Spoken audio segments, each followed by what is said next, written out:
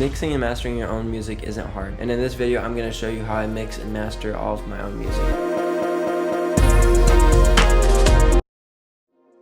The cool reality of the time that we live in is that you can learn anything that you want for free, but the danger with all of this is that actually there's an information overload. It's easy to get lost in the details and lose sight and focus of what actually matters. And so this video, I'm really seeking to cut down the mud around mixing and mastering and help you hone in back to what your original intention was, which is to make amazing sounding music.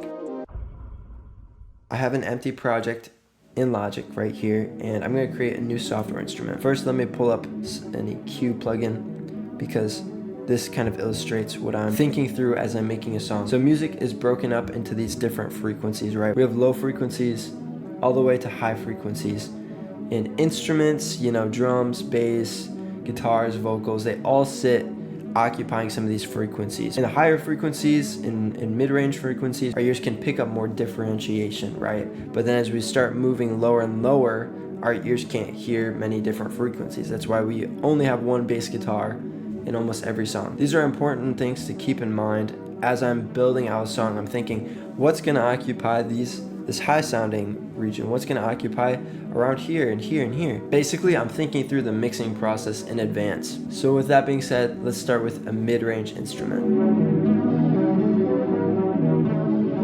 This little ARP idea I like.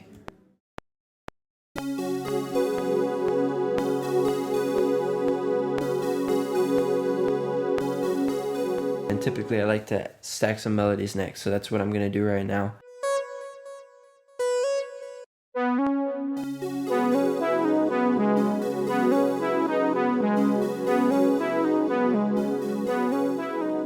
As you can see, this melody I just created is occupying some more of that high space. Let's create one more melody to occupy an even higher section on that frequency spectrum.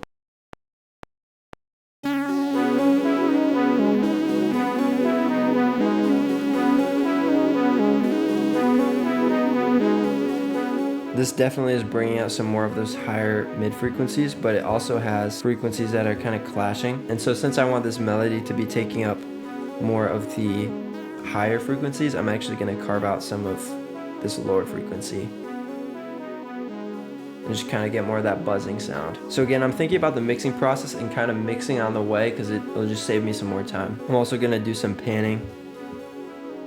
These two instruments are sitting very similar in frequency ranges. Honestly, all of these are, but these two in particular, so I just want to even help separate them a little bit more by panning them. So I want to affect all of these sounds at the same time with the same processing. I'm going to actually send all of these channels into their own bus, and we're going to be able to just affect them as one. In my mind, what I'm thinking through is I actually want this to sound like an old VHS, and so that would be pretty heavily compressed. You could also add some chroma glow, distortion.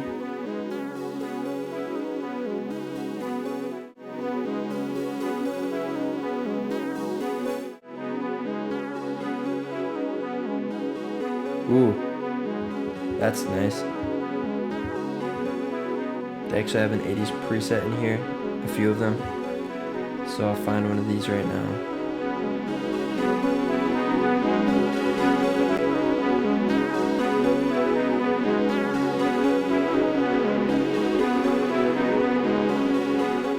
We'll add some delay after the compression.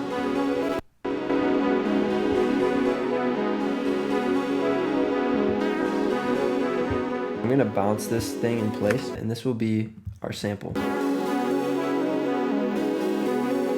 I think it could be cool to chop it up a little bit. Transpose this.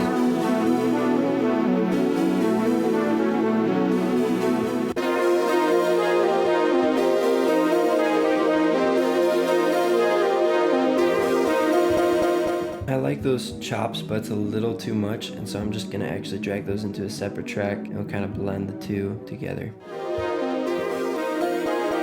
Yeah, that's cool. And you see a lot of the work is already done right now. See, I already mixed a lot of these different samples together. I was thinking through it before I bounced out the sample, and now the sample is occupying a great chunk of the frequency spectrum. So once again, these are things that I'm thinking through throughout the process of making the beat in the song. Sound selection is everything when you're creating. It's gonna save you a ton of time. Let's add an 808 to this. Just gonna try a few different ones. Woo,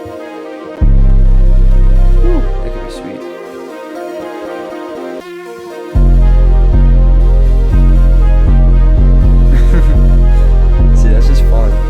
yeah, obviously way too loud.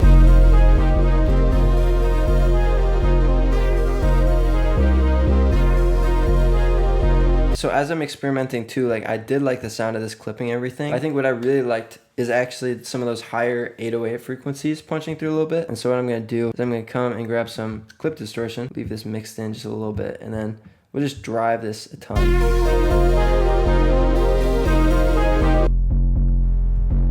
Trying to get more of those higher frequencies. There we go. Okay, let's start adding some drums and percussive elements to this mix. Let's add a hi-hat in here. I'm just gonna create it myself. Rhythmically, I want my drums to be short and punchy, and so this hi-hat just feels, since there's a lot going on right now, the more complicated it is, the harder it is for our ears to pick it up. So the simpler I need to make the instrument, if that makes sense.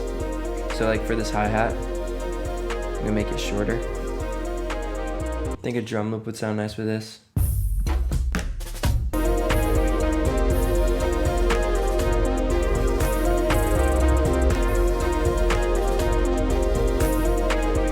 Can maybe add a snare to that. The clap is a darker sounding clap. Like that's just got a darker tone, and so I'm pairing it with this snare. It has more high end to it, so hopefully it's gonna make that snare clap impact hit a little bit harder.